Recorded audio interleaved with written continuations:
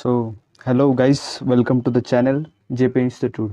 तो आज हम लोग न्यू सीरीज स्टार्ट करने जा रहे हैं, that is of the subject heating, ventilation, air conditioning and refrigeration.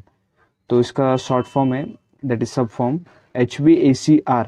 ये BE का 7 सेमेस्टर का सब्जेक्ट है ऑफ SPPU यूनिवर्सिटी, जिसका कोर्स कोड है दैट इज 402041। तो आज हम लोग एक एक टॉपिक हम लोग डिस्कस करने वाले हैं which is related to SPPU mechanical syllabus. तो उसमें पहला यूनिट 1 है। यूनिट 1 उसका नाम है that is gas cycle, refrigeration and refrigerant. तो बेसिकली इसमें दो पार्ट्स है basically. First is gas cycle refrigerants and second is refrigerant. तो पहले पार्ट में हम लोग को गैस साइकिल रेफ्रिजरेंट, ये इसके अंदर हम लोग को कुछ टॉपिक्स है ये डिस्कस करने हैं, और बाद में रेफ्रिजरेंट्स में टॉपिक्स है वो डिस्कस करने हैं। तो उसमें जो फर्स्ट टॉप है that is gas cycle refrigeration, उसका पहला टॉपिक है that is application to aircraft refrigeration.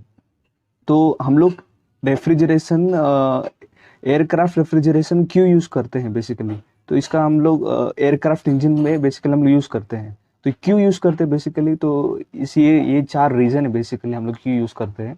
तो हम लोग एक एक डिस्कस करते हैं। That is external heat gain due to solar radiations.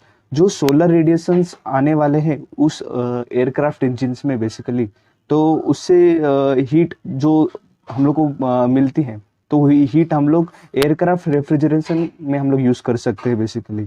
तो आपको पहले हम लोग को बेसिक्स पता है कि दैट इज एयरक्राफ्ट में एक मेन कंप्रेसर रहता है और एक कंबसन चेम्बर और तीसरा कंपोनेंट रहता है that is called as gas turbine. तो ये तीनों कंपोनेंट कंबाइन करके एयरक्राफ्ट इंजन बनता है बेसिकली, जिससे हम लोग जो एयरक्राफ्ट्स में यूज़ करते हैं बेसिकली, फाइटर प्लेन्स, एरोप्लेन्स, ये इसमें यूज़ होता है बेसिकली। तो ये पहला रीज़न है, दैट्स वाई हम लोग एयरक्राफ्ट रेफ्रिजरेशन हम लोग इसमें यूज़ करते हैं।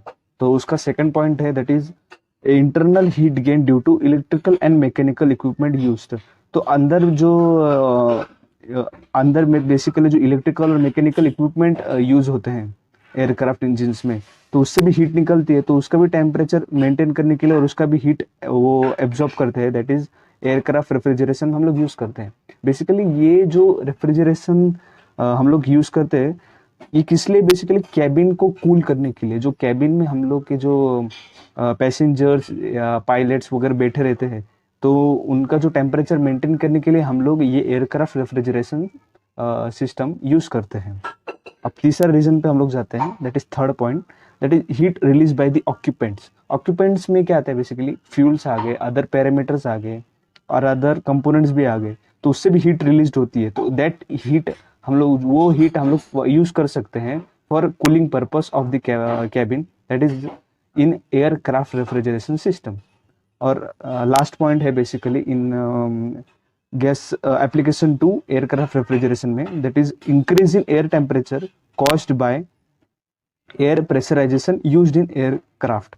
जो बेसिकली हम लोग टेम्परेचर, जो ये पॉइंट यही कहना चाहता है कि जो बाहर का टेम्परेचर रहता है दैट इज एटमॉस्फेरिक टेम्परेचर, जो उसका प्रेशर रहता है 1.01325 बार, दैट इज 1.01325 बार। तो बेसिकली इसका जो टेम्परेचर रहता है इसका बहुत कम रहता है बेसिकली। हाँ, तो इसको टेम्परेचर बढ़ाने के लिए हम लोग बेसिकली मेन कंप्रेसर यूज़ करते हैं। तो कंप्रेसर में जो टेम्परेचर रहता है वो एयर का वो इंक्रीज हो जाता है, तो वो इंक्रीज हुआ जो टेम्परेचर रहता है, तो हम लोग वो यूज़ कर सकते हैं किसमें, एयरक्राफ्ट रेफ्रिजरेशन सिस्टम में। तो बेसिकली इसका काम एक ही रहता है, that is basically aircraft refrigeration is required to maintain the temperature inside the aircraft engine.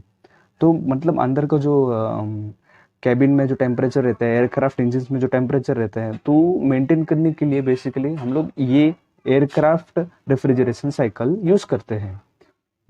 और बहुत इजी टॉपिक है, समझने के लिए ज़्यादा टाइम भी नहीं लगता है, और एग्जाम में पूछा गया तो आराम से मार्क्स मिल जाते हैं, हम लोग इतना पॉइंट्स लिखेंगे तो भी। सो अगर आपको वीडियो पसंद आया होगा तो प्लीज़ लाइक कीजिए, शेयर कीजिए एंड सब्सक्राइब कीजिए। Thank you so much for watching the video. Thank you.